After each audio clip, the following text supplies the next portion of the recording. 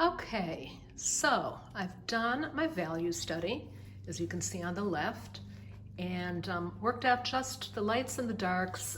My piece of paper, notice, it's my UART 400 mounted on foam core, notice that it's longer in length than the photograph. The proportions are slightly different.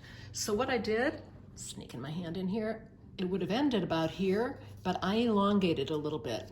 I wanted my horizon line to be a little bit lower than in the photograph, just for dramatic purposes. And I extended up the sky. I could have left more room at the bottom, but this is going to be about river rocks, and I didn't want a big lead up to them. I wanted to sort of have fun with them at the bottom from the beginning and lead up into the softness of the sky.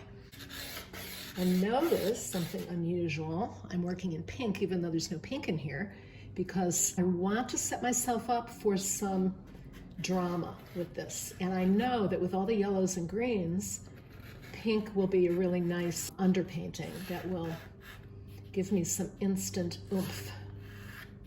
And I'm looking to make this interesting and not just an exact reproduction of what I see. I want to have fun with color. So I'm sketching in some of these rocks. And I'm going to talk more a little bit later about how to actually get these rocks to feel like they're laying flat and sitting on the ground and going into the distance.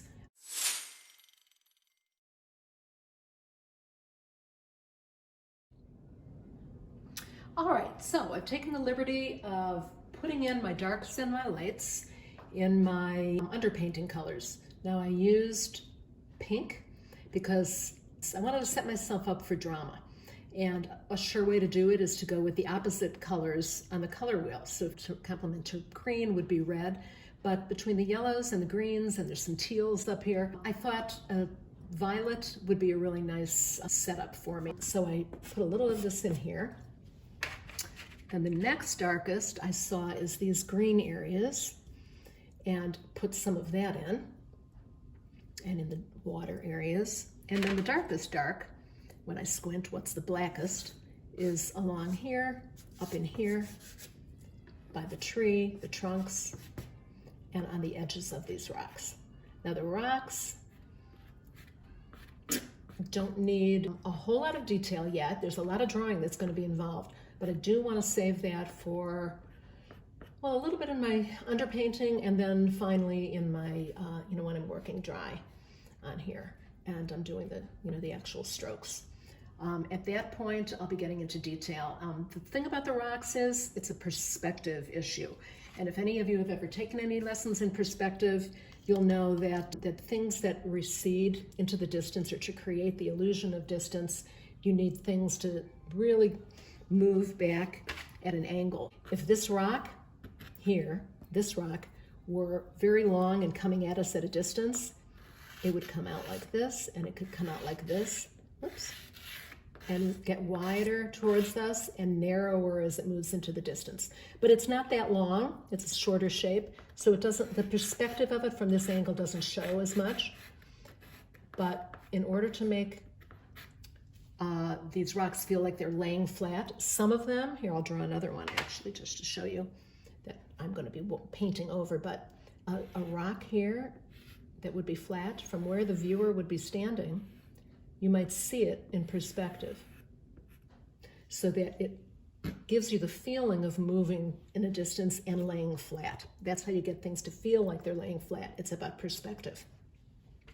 And there's a shallow edge on it. It's not too high, but it's flat and moves back in perspective. If I did it in a different way, where it was not quite as wide, it doesn't feel like it's laying as flat. That one's definitely laying down. This one is sort of questionable. Anyway, I'll be covering over those and making them disappear, and we'll get more into discussion about perspective and creating the shapes of these rocks soon. So I'm just making those disappear. Now I'm going to have some fun letting some of this just drip.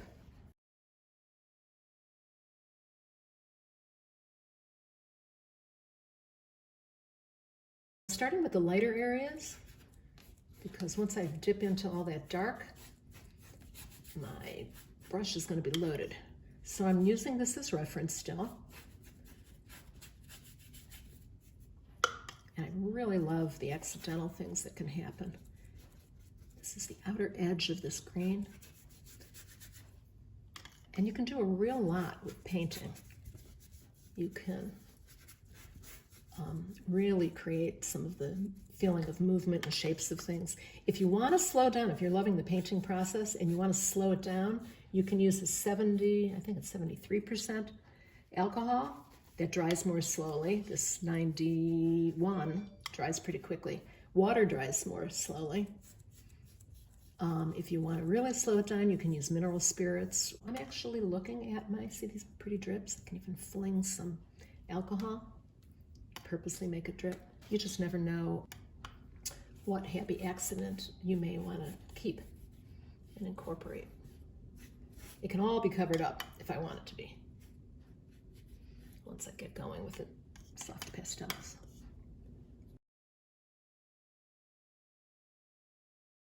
The nice thing about this painting process, you can lift out.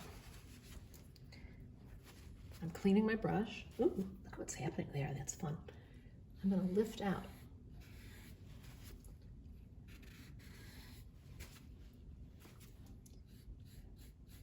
Ooh, that light pastel is very creamy. It's not letting me lift out too easily. There we go. Put it on a little heavy. It went on heavy because it was a soft Terry Ludwig pastel that's yummy and buttery. Not that I've tasted it, but you know what I mean. The texture's fantastic and soft, but it lays down a lot of pastel on a rough paper like this. So I'm looking to lift out a little bit. Here's another fun thing to do when it's wet. Create texture with a paper towel. Okay, I'm going to finish my trees.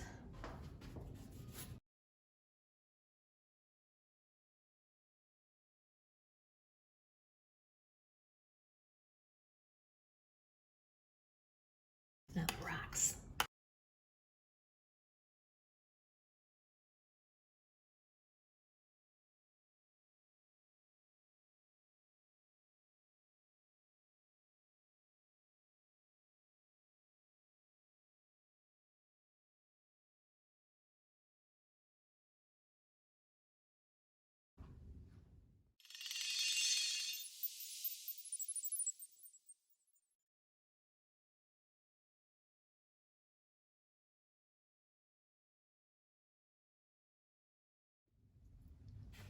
All right, I'm back.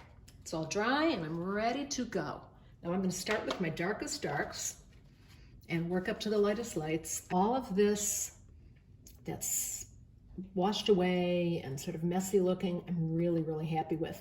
And so as I work into it, I want to keep in mind, I don't want to cover all that up. So things change. You can have a plan from the beginning, but as it evolves, go with what's happening on your painting. Let go of what you're looking at in your photo and do what your painting's telling you. And that's what's happening right here. So I'm reinforcing a little bit of the darks, but I do not want to cover up all that pretty stuff going on with a little bit of the dark violet. All right. I'm going to save the rocks for a little bit, for a little time from now, and I'm going to just approach the background and keep it very, very light and very, very loose. I've chosen my pastels. I may need to go back now that I see this pretty underpainting and select something a little bit different, but we'll see what happens. That's going to be my light area, and I'm using the lightest touch because I really like what's going on there. I'm going to try not to get rid of that.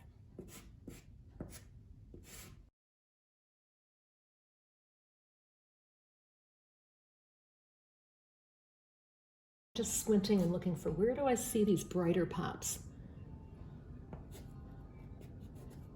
And I'm making really light, simple marks. These are a little bit heavier because I really want them to have a little oomph compared to some of this softness. I want a few of these areas to really stand out.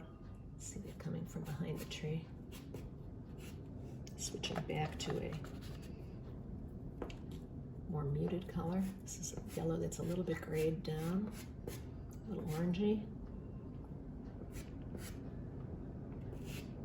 Oh, I hear the wind outside my studio blowing like crazy.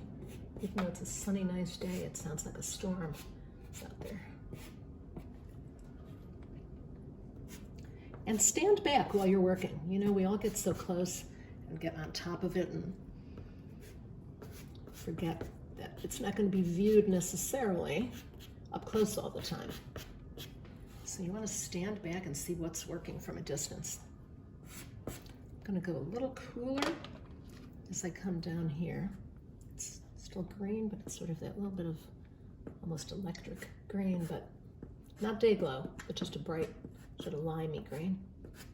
And again, I love this little area, so I'm being careful with it.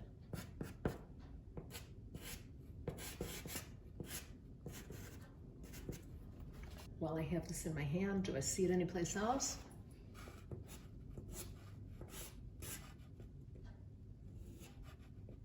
I can do some negative painting, make that tree trunk pop.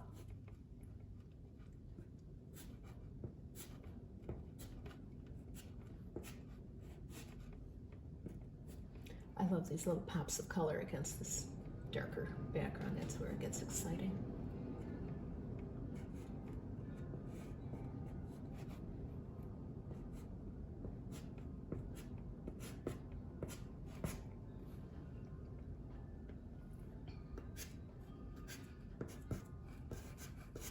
Okay, putting that aside for now. Now I am going to go into the sky a little bit before I do any more with the trees. I want to lay a little of this in. I think I may go with something a little bit lighter. Actually, I like that better. Go back to a little of the dark. In the sky holes, they would be a little darker. But I'm going to skim back in lighter over this. But again, it's dark to light, so if I want a little the darker blue in, I'm starting dark. And you know when you're doing a landscape, the rule of thumb is that the sky is darker at the top and it gradiates to lighter as it goes down towards the earth. And I'm leaving some of this background. I don't want to cover up all that pretty pink. It's like that movie, Pretty in Pink. This landscape is pretty in pink. Again, I'm carving out. I'm being a little careful here around the tree because it's my opportunity to carve out that shape.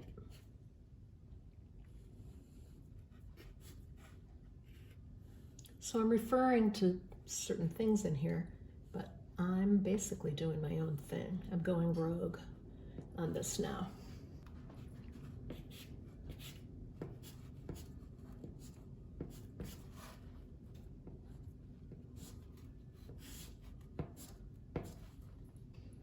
My intent on this is to keep it very loose, have fun with color, and let that underpainting do some work for me. I'll be coming back in to do a few more holes once I put those finishing branches in.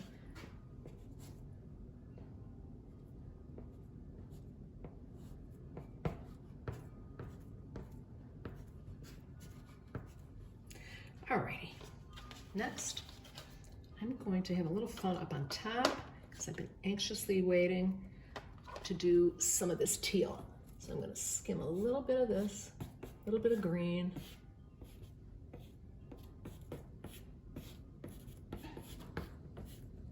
which I see in there, sort of a little bit of a warmer green.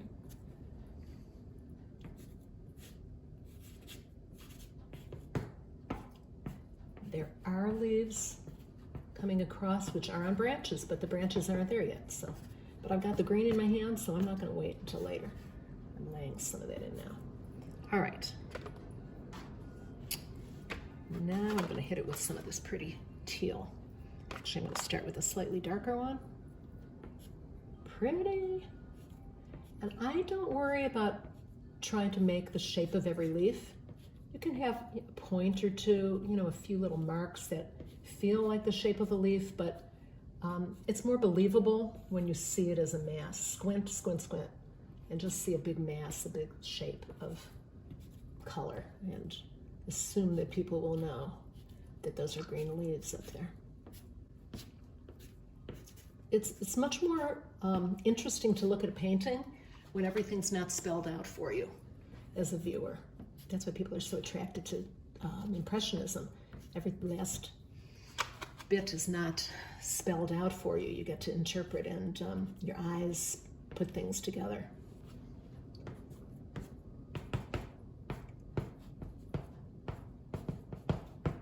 At this stage, things never look great, just FYI.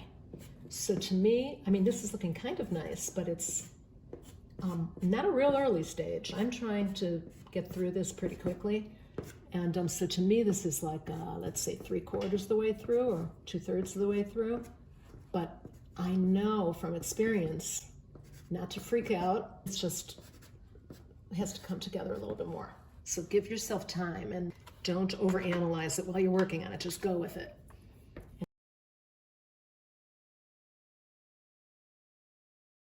I love that turquoise. I'm going to add a little, see, I'm loving the bounce of color against that pink. It's like, wow, that's fun. Now, if you want to follow me and work on this, feel free to choose a different color palette completely. These trees could be orange, they could be all greens, they could be teals, you could choose a different time of day for it. You be creative, you're the artist, so have fun with it. All right, I'm going to stop there for now. It goes a little dark up in here, and I still, no matter what colors I'm using, I'm still following my guide, my value guide, where I want to have the dark along this side. And a little bit of a mixture of that teal and a little of this warmer green to pull this tree forward a little bit. And I have to remember, focus on the idea that I don't want to cover up a lot of this underpainting. I'm going to go with a neutral back in here for these greens.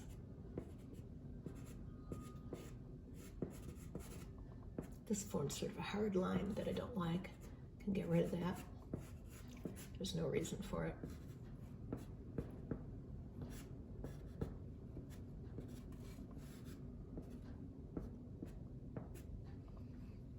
That purple's, that violet, I should say, is so pretty, isn't it?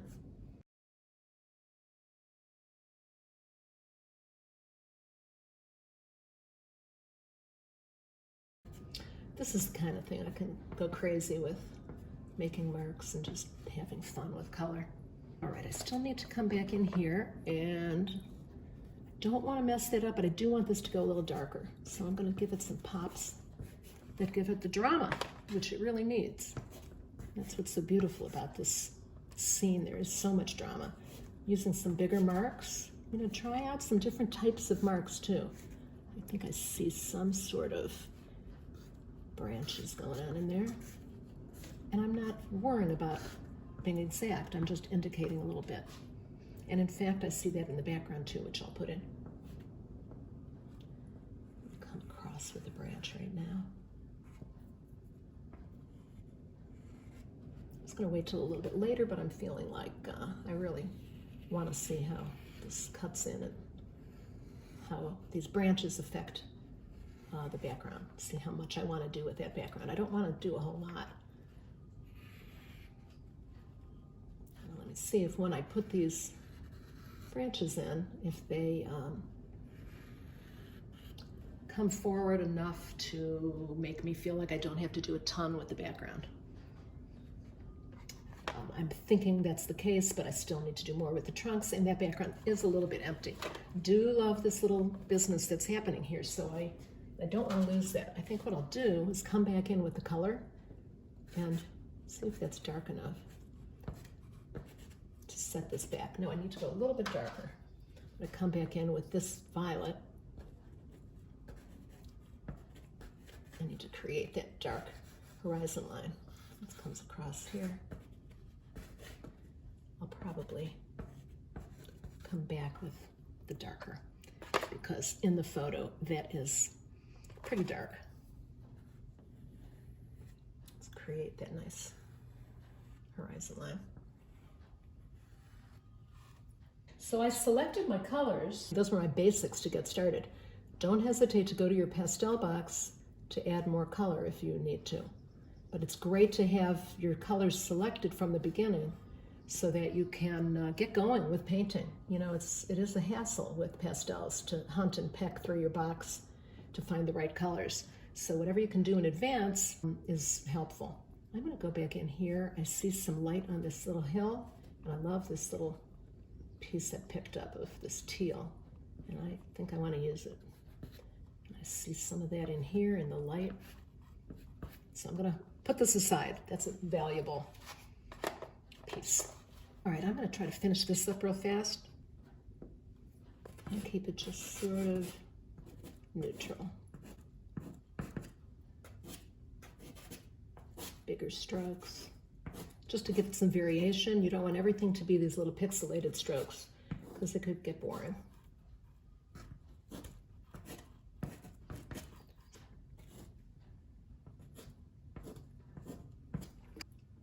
Deeper yellow, give it a little bit of a pop. Where it's in the sun, it's a little bit warmer. I'm leaving this pretty pink underpainting here. I don't want to go over it, so if I'm not sure even what to do, I'm going to move away from that. I don't want to ruin it. I know that this yellow over the violet is really, really pretty. I like that warmth. But I want to keep this generally, I'm giving it a couple of warm pops, but generally I want to keep this cooler in the background, because what creates depth in a landscape is thinking in terms, generally speaking, of cooler in the background or more muted and warmer in the foreground. There's atmosphere between us and the distance, and that atmosphere grades things down and cools things off. Notice when you're driving, if you can see, if you're in the country and you see a field with trees in the distance, look at the color of the grass close to you. It'll be a warmer green, and look at the greens in the distance and in the trees or hills in the background, and you'll see they're without a doubt cooler. Sometimes as they recede, they turn to teal or lavender. All right, this is looking really pretty, I think, and I think I'm not going to do too much more. Even in here, I kind of just like what's going on. I'm going to add a little more of this green here to form a little bit of an edge here to this tree. And I see there's a little green in the water here. And actually, I'm going to go over, I'm going to create this water. But I'm skimming lightly because I really love that pink. There's some reflections in the water. I see some of the yellows coming down, which I'll get in, but for now, I'm putting the darks in, darks to light. And I think I can start carving out some of these rocks a little bit. It goes a little bit darker green. The darkest I'm going to find, I'm actually running out of my dark greens. Terry Ludwig makes the best dark set. The Intense Darks #2 has the greatest dark green, and I need to order a new box of those. See, that's a nice dark warm green, which I'm seeing here. So I'm going to put a few streaks.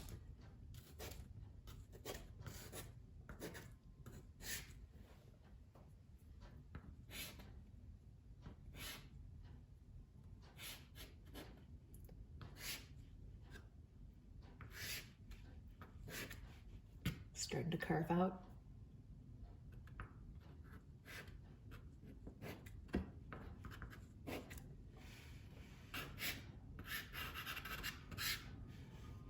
And this forms a pattern. It sort of zigzags. It's the way the water's moving and the way the sky is reflecting. And so I want to be sure to capture that. It goes pretty dark right in here. It's reflecting some of this tree, I think. Adding a few more wisps.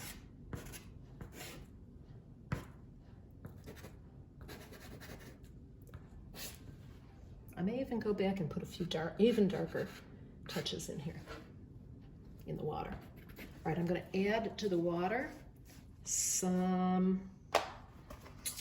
of the sky color. And my thinking in doing that blue sky was that it's going to be a direct reflection into the water, which I really liked.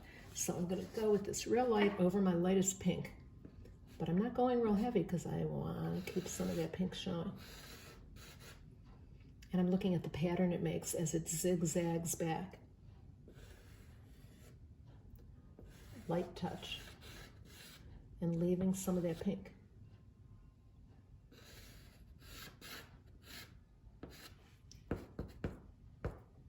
There's ripples. I'm working with the edge of this pastel now.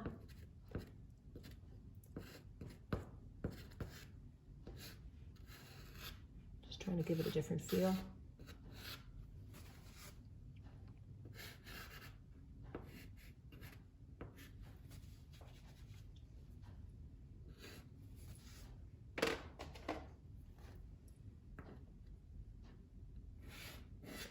You always want to go dark to light because when you try to go over some of these soft lights, like these Terry Ludwig lights, they're so creamy, it sometimes turns to mud.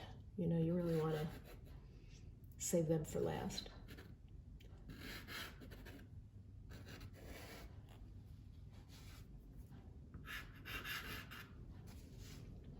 I'm coming back in with a little of the darker blue because I'm seeing that.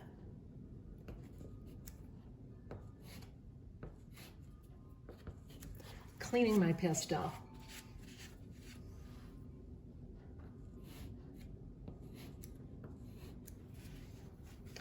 And I like making marks that aren't necessarily smoothed out. It can be if you like that, but when I'm doing water, I really like to think in terms, especially as river scenes, I like to think in terms of sparkles. It's what I see. When you go and stand there, everything's just glowing and sparkling, much more than in this photo. So I love creating that. And these, I'm squinting and looking at the pattern, how it connects.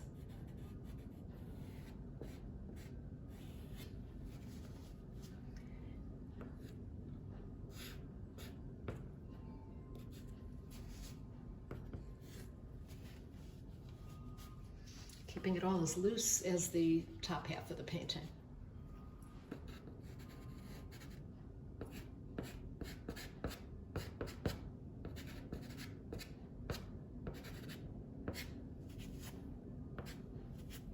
I see some blue hitting the rocks, which means that some of the rocks are wet down here. And after I draw them, I'll get back into some of that. All right, and speaking of the rocks, I think I'm ready to go with those. On the rocks, it is a little greenish, similar to the green that I used in the water. I'm going to skim a little bit, and I still want to use this pink. And so I'm using this soft Terry Ludwig pastel I'm using with a real delicate touch. Up here it goes even lighter, so I'm going to take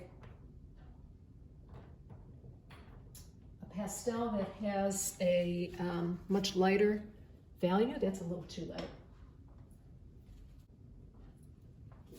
There. See the difference? Okay, so let's try skimming this.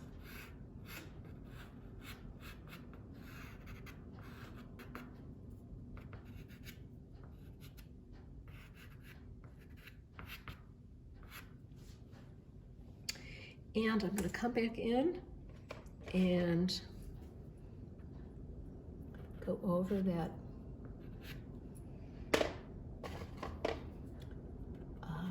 dark side.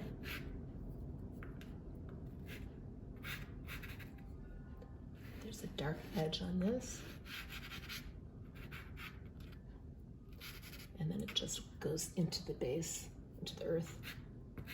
There's a couple of other rocks here that I'm skipping because I am not in the mood to put them in. Although I think I'll put one in. I'm not going to have this come up as high. I think I'll put one in here. It could use a round one to break up or connect those shapes. I'm doing my darks first. I haven't come in yet with my lights. And some of this surface violet is serving as the midtone. I'm going to create another little rock here, which I started. It was a dark edge. And let's call that the top of it.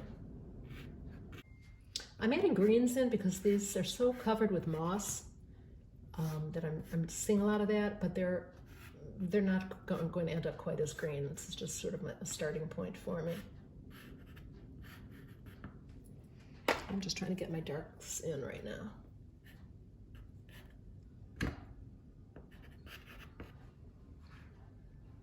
I actually see a lot of blues and teals in there too. Let's go back with something dark back in here. And again, I'm just giving a general description of these rocks. I don't want to get into too much detail, and feel free to do it exactly, you know, as these rocks are shaped if you feel like that. I just don't. Sometimes I do, but today I'm not in the mood. I'm in the mood for just some fun, loose work. I keep refining and refining these. Just because I've drawn it once doesn't mean it's done. As I said in my last video, I consider the painting not done, still a work in progress in terms of the drawing until the very end. It's not like coloring when you're a kid where you have the lines and then you color it in. And then when you get it all colored in, it's done. It's not that way with fine art. It's a work in progress, and you have to keep fine-tuning and fine-tuning. Now this, I talked about perspective before. I want to narrow this down because I feel like it's a big chunk like a shoebox, and I don't like how that's reading. This is on an angle, and then it comes, whoops, it narrows down, and I'm going to change the shape of that a little bit.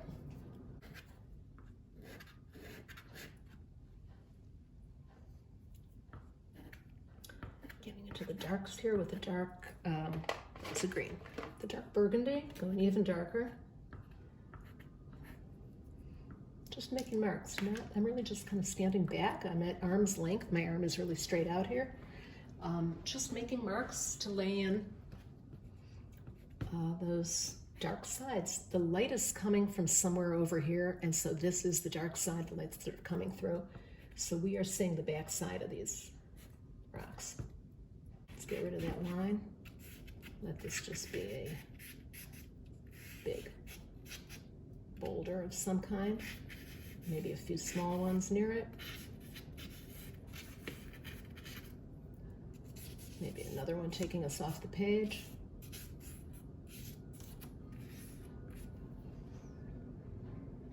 And I think that's it. What I'm going to do too, I'm going to go back into this and finish it up, and I'll post the finished product. But I also wanted you to see, with a thin piece of vine charcoal or a sharp edge of a new pastel, to put in some of these extra vines.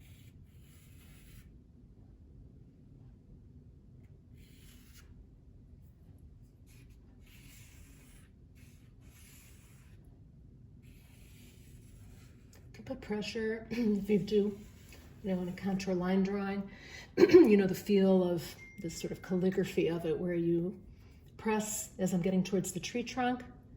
I can press a little harder, keeping it thin on the edge. I can put a couple in here, crisscrossing. I can even do a few grasses. Actually, not grasses, but twigs coming up. But think about contour lines, that it's, you know, a real delicate line that can start heavy and end in a very, you know, trail off in a real delicate way.